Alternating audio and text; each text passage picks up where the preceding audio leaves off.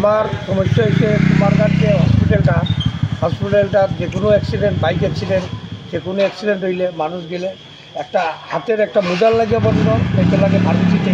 Doctor বললে পারে না ফার্মেসিতে তার ফার্মেসিতে নিয়ে আন, সে কট করে রেফার নিয়ে আন, কোনো একটা ভালো চিকিৎসা নাই, কিছু নাই।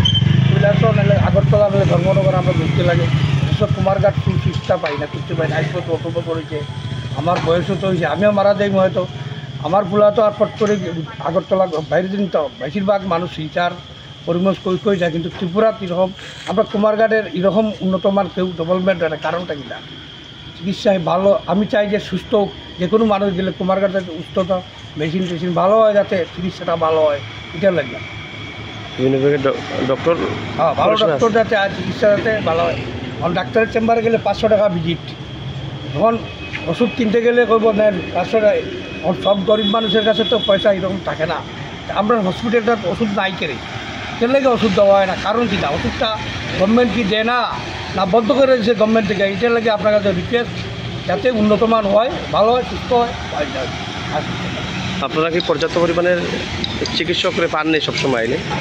চিকিৎসকরে পায়, কিন্তু ওষুধ তো পাই না, কোনো ওষুধ দেওয়া হয় না হসপিটাল থেকে। চিকিৎসক তো আছে, কিন্তু পট করে কাগজে লিখে দেন জানো লিয়া নিয়া। বিভিন্ন পরীক্ষা নিরীক্ষার লেগে যে মেশিনগুলো মেশিন টেশিন এরকম মেশিন নাই।